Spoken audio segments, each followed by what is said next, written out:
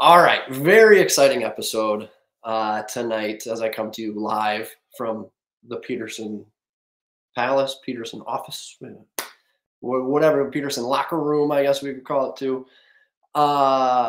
This is going to be kind of a weekly recurring thing here, and I got some new things in the works here. I'm a little excited to play around with and show you guys. Going to be a weekly thing. We're going to do games of the week. I'm going to give you all of the matchups, all the games I've got circled this week on the calendar. We'll break down those matchups, talk about key players to watch, win streaks, hot streaks, who's got the hot hand for each team, some historical data if we get into rivalries and kind of how those two teams have matched up over the last couple meetings. So we'll get into all of it with these games of the week. And so you're definitely not going to want to miss any of this throughout the entire season. We've gotten great support from people across all social medias. A lot of people reaching out, coaches, parents, players, the whole nine.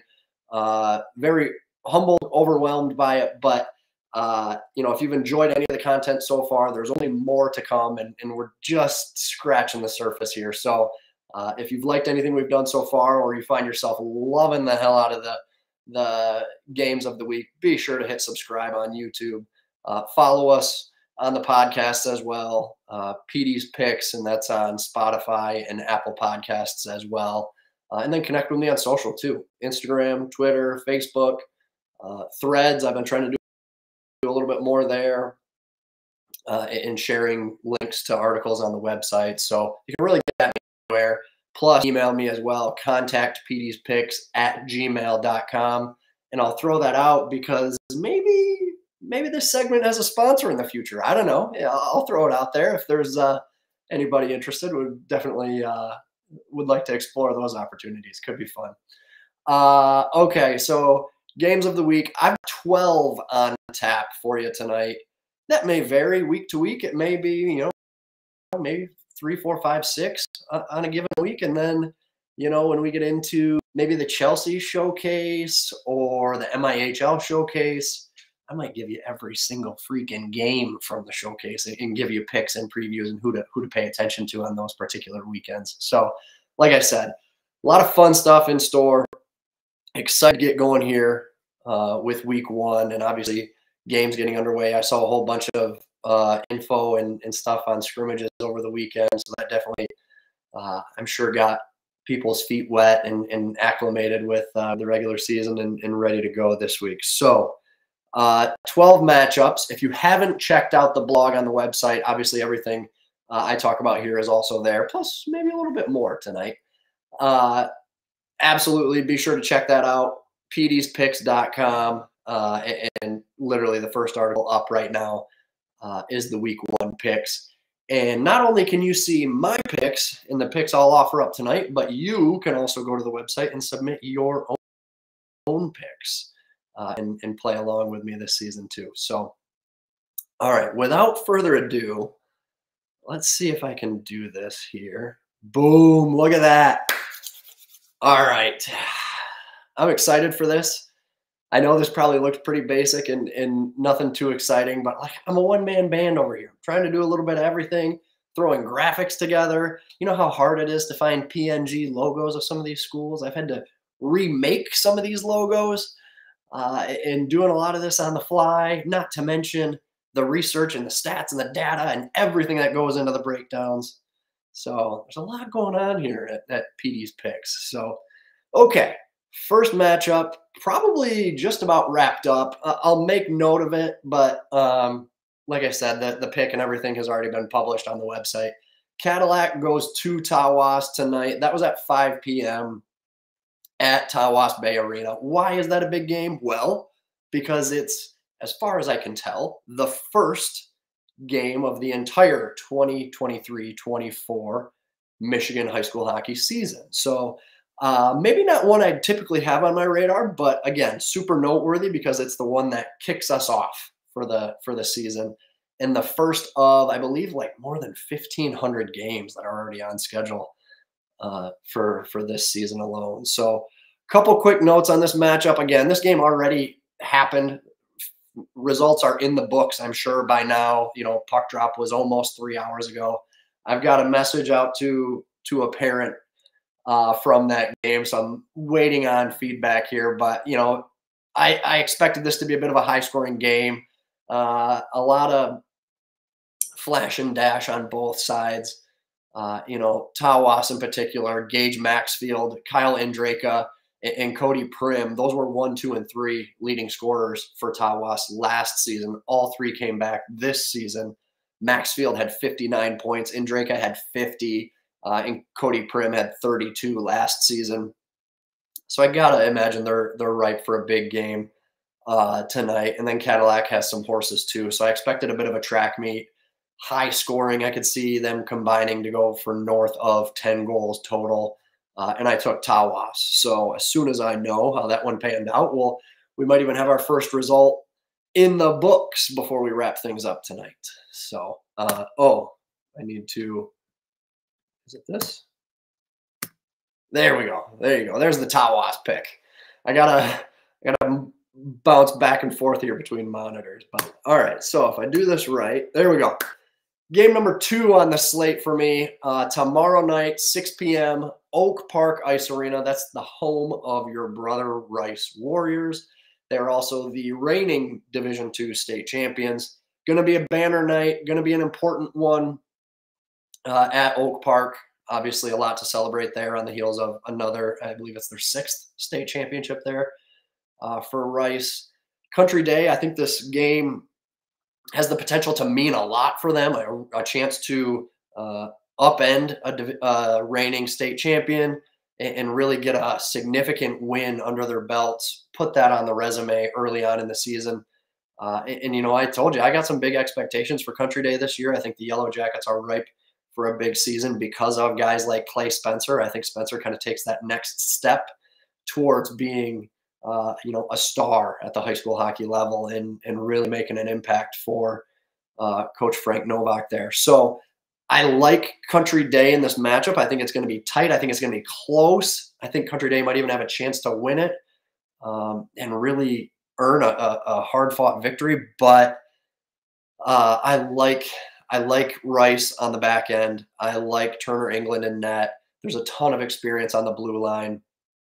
For Country Day to get a win here, they're going to have to score multiple goals, and that's going to be tough to come by with an experienced back end for the Warriors there. There's a ton of new faces offensively, so I don't expect Brother Rice to overwhelm Country Day with a ton of offense. So I think it's going to be low scoring. I expect it to be like a 2-1, 3-1 type game. And ultimately, I just don't know if Country Day is going to be able to produce quite enough offense on night 1 to upset your Division II state champs. So I am going with, let's see here, Brother Rice. There you go. Is this working? I got to bounce back to this. There we go. All right, cool. This is working. I like this. I'm gonna try and incorporate this into the top 100. The top 100 names to know in high school hockey. I teased that last week. Plan is still coming out this week with that list of 100 plus names. So that will be on the docket for later this week. So keep an eye out for that. Be sure to check that out. Follow me on Twitter, Instagram, Facebook, and I will let you guys know as soon as I'm ready to unveil that. But be sure to look for that later this week as well. So you're going to get a double dose of the PD's Picks podcast here. Okay, so let's go into the next matchup on the slate. Is this going to work for me? There we go. We got Reeths-Puffer and Grand Rapids Christian. That comes to you Wednesday evening at 6:30. Let me grab a quick swig here. And there we go. Okay. The Rockets take on they're the Eagles, right? Grand Rapids Christian Eagles, I think. Anyways, big OKC matchup there. What do I got? The Rockets won 19 games a season ago, and they only graduated 5 players from last season. So they may be in that lower tier of the OKC, but I really do expect them to be a really good contender with some of those mid-range, mid-programs there in the conference. Tyler Tyndall and Jackson Stone, a very good dynamic duo there for Reeths-Puffer, and one that could keep them in the hunt. You know, if you have one, you have a lot of experience coming back, and then two, you've got that top line that's basically intact and a ton of experience there. So I like that a lot. The question for me is going to be goaltending there with Reeths-Puffer. It's just because I don't know what they really have yet. They've got a first-year sophomore in Huck Van Dyke, and then Mark Stewart, who only has four varsity starts under his belt. So there's just some uncertainty there in net. And Grand Rapids Christian has a pretty high end with guys like Josh Hooper, Josh Van Scheppen. Both of those forwards are pretty dynamic for me. I like them to get the offense going.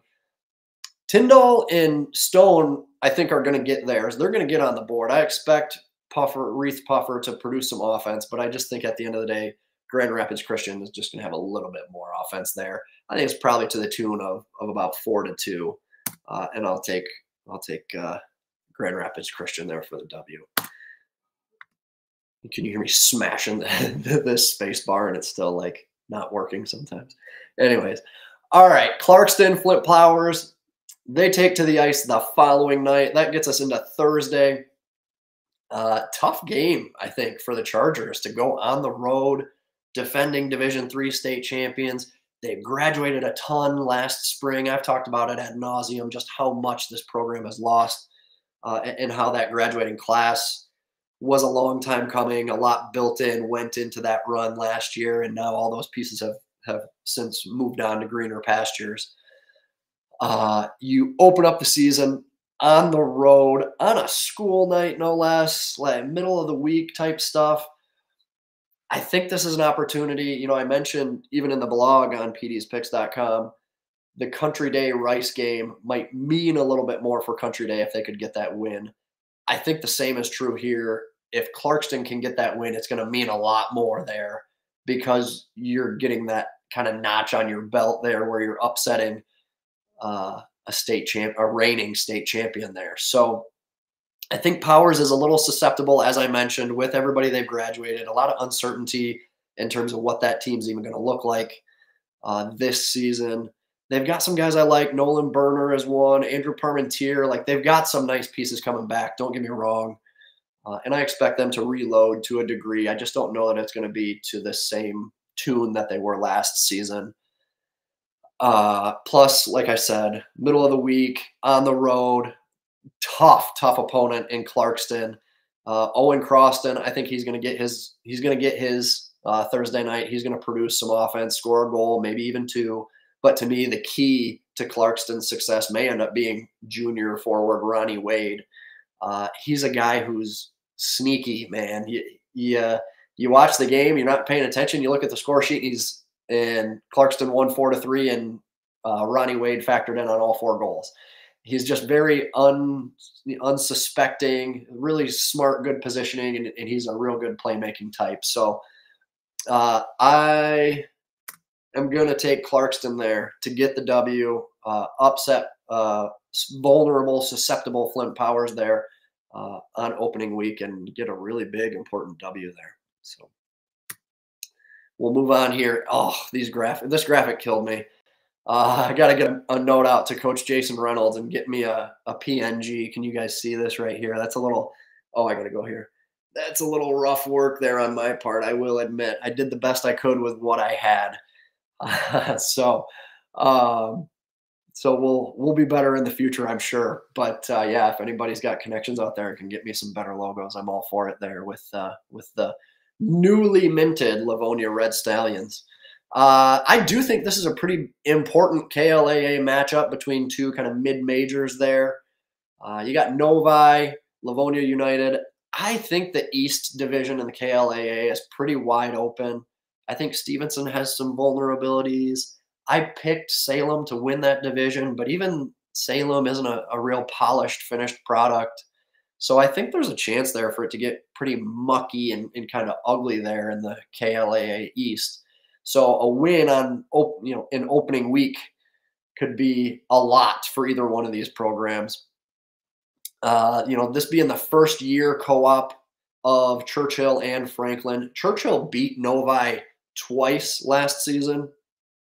And now they're able to kind of take some of the best parts of Franklin, absorb that into the Red Stallions. I think that keeps Livonia United a little bit ahead of Novi, especially in game one right out of the gate. So I am taking the ugly logo that needs work, Livonia Red Stallions. I'll file this one away and make sure I touch that one up here in the future and get that one buttoned up in case we come across another big Red Stallions game later in the season.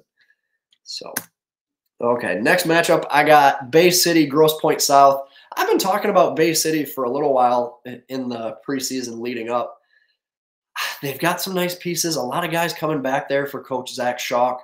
I really liked Gunnar Weber. He doesn't really catch your eye, so to speak, when you're watching the game, unassuming.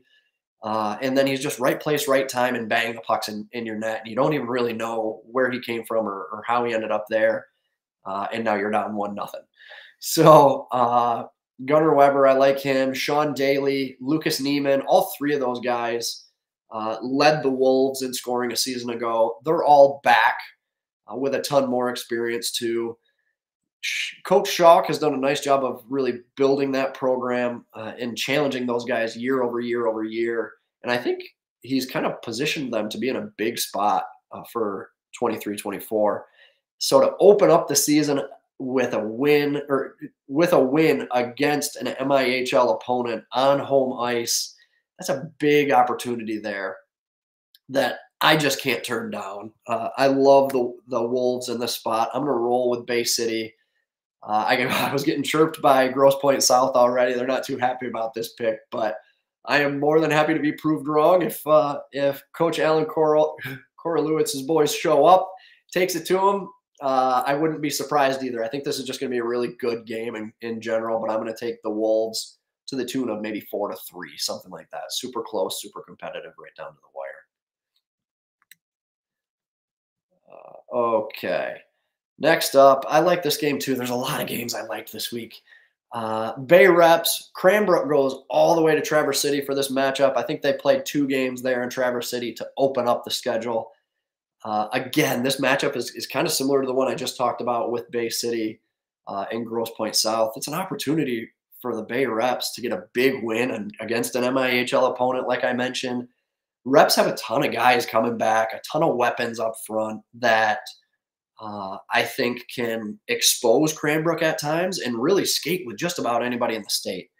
You know, I mentioned that I think on last week's podcast. I mentioned Larson Miller. I mentioned Ethan Coleman, Thomas Boynton Fisher. He's another guy I liked. One guy I completely overlooked in all of that, maybe the best of the bunch, in Grant Lucas, who's a small, shifty, very clever forward who finds ways to produce offense in very unique ways. So a super talented kid there who, like I said, I kind of spaced and glossed right over him last week. Could very well be the biggest impact player on the Reps roster. I think he absolutely factors into the game this Friday. I love Roman Seco. You've heard me talk about him from Cranbrook as well. On the back end, I think he's going to have his hands full in the defensive zone. Cranbrook, I like them to score a couple goals. Maybe they cash in on a power play or something like that. But ultimately, I think it goes in favor of the home team there on opening night. So I'm going to take the Bay Reps there with a big win on Friday to get a very important victory over a tough MIHL team. So, okay, getting down to it. Got a couple more matchups. I'm trying to go quick here. I got Houghton and Escanaba. This is a tough one for me. I think I kind of pigeonholed myself into a pick here, but I'm gonna stick with it. I like Escanaba to win the Great Lakes Conference. That was my pick a couple weeks ago in the conference previews. But then I also mentioned in the blog preview for this game that I think the winner of this game goes on to win the conference, which is kind of crazy to say because this is the first game of the season. But because of all those factors, obviously I got to go with my young guys from Escanaba there and go with Bink and Johnson and Cully Hayes in net. Like, Don't get me wrong, not going to be easy. Houghton is back and still tough and still going to be in the hunt with Mikey Millette up front, Connor Raffelli. I saw they were doing a radio interview up there in the UP. God, I love the way the UP does media coverage there for its high school sports and really treats them like they're college and professional athletes, the way they do post-game interviews with the headsets on. And like I said, Millette and Raffelli were in studio with the big boom mics and everything. And so super cool. I like that there's a lot of hype up there around high school sports and obviously hockey as well. It's going to be a tough game. I'm probably getting ahead of myself with this pick, but I'm going to ride with my Eskimos up in the UP to get a win here. So there we go. All right. I got to do a better job of talking and syncing up the pick here with the graphics. I'll work on that for next time. Next matchup here. East Grand Rapids, Salem, two KLAA teams, Salem and Livonia Stevenson, go to the west side to open up the season. I'm blanking on who Salem. I think Salem plays Jenison Friday night, and then they get EGR on Saturday. Stevenson opens up with EGR and then gets Byron Center, who I'm kind of getting ahead of myself here with the next game. But nonetheless, those are really tough games for teams on both sides. Apologies for this logo. I'm going to put a note out here to Coach Chris Newton. Maybe he can hook me up and get me a less pixelated logo that I can work with here. But I love EGR. I've been talking about them all off season too, about, you know, I'm not sleeping on them anymore. They're the real deal. They're among the blue bloods in high school hockey now.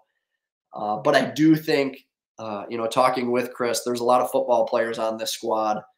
They do tend to, similar to your UP teams, you know, they say don't judge UP teams until January because the football players are still kind of, you know, knocking off the rust and getting back into hockey conditioning.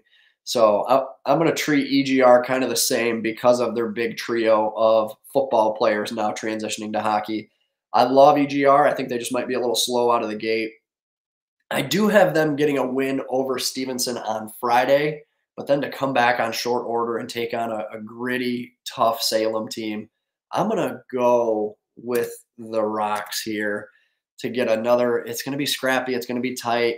I like Carson Patel, Alex Telepo up front. Those guys are gritty, scrappy, but can be pretty and connect on some tic-tac-toe plays when they have the opportunity. So I'm going to roll with the Rocks to get a win there on the road on the west side. All right, so another matchup I had just mentioned earlier, Byron Center, Livonia Stevenson. Stevenson, extremely young. You know, I've mentioned that before. One senior on the roster. I think it's going to be a really good opportunity for growth and experience and learning, coaching moments throughout the season for Stevenson. I think that happens as soon as this weekend where you're taking on Byron Center and EGR. Those are two tough teams, two teams that were in the state finals last season. So I think they both can provide good, like I said, learning experiences, learning lessons there for a young Stevenson team. Byron Center, though, is not maybe the Byron Center they've been in years past. There's no Nicholas on the roster. There's no Breet on the roster. There's no Davis on the back end there. So it's going to be a different Byron Center team, but I still very talented bunch. Jackson Froisland, Cade Pratt are probably two of the best forwards on the west side. That alone is probably more than anything Stevenson has at the moment. I think some of that talent will develop as the season goes on. But ultimately, I think it's Byron Center in a big way there. But like I said, it's still a great matchup, good experience for teams on both sides there. So a fun matchup that I definitely have circled on the calendar. Getting down to it. Let me take one more drink here with drying out my throat. We've gone through so many games. All right. Two more matchups. We go up to Sault Ste. Marie for this one. I got the Blue Devils taking on White Lake Lakeland. This is kind of a sneaky good opening weekend matchup. I think they might have even did this game same time last year. I'm not positive. The Sioux, much to my I don't know. I'm kind of diving back into everything and maybe getting a little surprised by some of the things I found where, Sault Ste. Marie was a top 25 team in the state last season, and they beat MIHL teams. They beat KLAA teams. They beat OKC and Big North teams. Maybe a program I've just kind of been sleeping on the last couple years and maybe not fully appreciating their body of work, whether it be what's the word I'm looking for? Intentional or unintentional. I was just kind of unaware of, I suppose. But for as good as they were last season, they got 13 skaters that produced double digits in points in 22-23. As many as 9 of them could be back this season. So it was a super deep team that produced from all layers of the lineup. A very balanced attack. You've got goaltender and Michael Bontrager that's back. Not to mention Cam Labadie, who I believe was a AAA kid last year for the Sioux Indians. So they got 2 great options in net, one with a ton of experience and then one coming over from the AAA circles. So there's a lot to like here about Sault Ste. Marie. Lakeland, I'm not going to completely rule them out because of their high-end first line here. Tim Hinkle, Brennan Grant, Austin Scanlon. That's a really good first line for some of these teams. In this, 25 to 40 or, 20 to 50 type range around the state. That's a really good line. And I was even looking, I saw on Instagram over the weekend, and it's unofficial, right? It's a scrimmage. Everybody treats scrimmages a little bit different. So I don't read too much into this, but I did see that, they beat Clarkston in a scrimmage 3-2.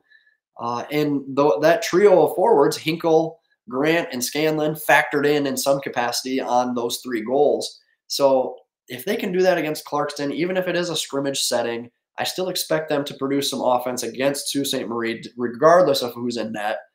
But ultimately, Sault Ste. Marie, just too deep, just too tough, and they're on home ice at Chimakwa Arena. I played a couple games there back in the day. So I'm going to roll with the Blue Devils here in a big win Saturday afternoon. We wrap things up. I was going in order of the calendar. We started with Monday, Tuesday, Wednesday, went right down the line. So I'm wrapping up here with Jenison hosting Sparta. Sparta used to be Northview. Co-op situation there, naming rights, is that what we would call it? They're changing the host school. So now they're playing under the Sparta umbrella. I love that, being a big 300 guy. Sparta, pretty young. I want to say, 3 seniors on the roster that I saw. 6 of their 7 leading scorers from a season ago are back for first-year coach Kevin Borms. A bit of a coaching change there last minute. My guy Travis Nickel was there for a long time and did a great job building this program into what it is at present day. Now he's kind of handing the reins off to Coach Borms there in a bit of a transition period. So definitely a bummer to see a guy like Travis Nickel step back anyways from the high school hockey circles, but obviously for good reason, and wish him nothing but the best with everything he's got going on. So coaching change there, but a lot of guys coming back, a lot of resources in a group that's been playing together for a long time. So even if they are young, they took their licks last season, got a ton of game experience, I think, in real time, and got those learning experiences that I think like a Stevenson could be getting this year. Jenison, I've talked about them too. Jenison just tends to always be a really scrappy group that just plays hard. They're not the prettiest, but God, do they work, and they keep their feet moving, and they're hard on pucks, and just like I said, tough to play against. So Sparta in this matchup last season, so they both opened up this last season slate against each other. Jenison actually mercied them. I believe it was like 10-2. I don't think it's a mercy this time around. I think Sparta plays them real tough, might even hang on to a lead at some point in this game, and really could be a turning point, I think, for Sparta, even if they can just contend in this game and keep it close for a long stretch there. Ultimately, though, I am going to say it's just too much. I am going to take Jenison to get the win, but it could be a pretty big, I hate to say it, but a big moral victory for Sparta, even if they can keep it close and keep it gritty and ugly and play with that gritty and ugly team in Jenison. So I think Sparta wins a bunch of games this year. I think they're on the right path, trending in the right direction. I think they win a bunch of games. Like I said, I just don't know that it's Saturday night in a tough matchup against Jenison. So, all right. So that was all the games I got circled on the calendar. I'm sure there's a ton I missed too. Feel free to DM me, tweet at me, however you want to connect. Let me know what games you're paying attention to, or what games maybe I need to have on my calendar that I don't currently. Again, everything I talked about here, all available on pdspicks.com. And if you hate my picks, which is totally fine by me, I challenge you to make your own picks, and we can go head to head, and we can see how everybody fares. Sometimes we kind of get stuck in our little pockets, whether it's the mid-Michigan area or West Michigan or up in the UP. I'm trying to hit everybody. Okay, we're trying to get all across the state. So feel free to join me. We'll go around the state picking winners for all of these matchups and much more all season long. So like I said, be sure, especially if you've made it this far in the broadcast, be sure to follow, like, and subscribe on YouTube. Very much appreciated. Check out the website for everything else I got coming out. Top 100 names to know in high school hockey coming your way later this week. I got to finish some graphics. I got to get that buttoned up, have a nice little presentation for you guys. And then, like I said, 100+ names of kids you got to be paying attention to this season. So without further ado, as always, especially as the games get underway, don't forget, regardless of strategies and what forecheck we're running, and oh my God, coach is going to be pissed at me, like whatever, it all boils down to two things. You skate hard and you have fun. You do that and it'll be a great season, I promise you. So until then, skate hard, have fun, and I'll see you at the rink soon.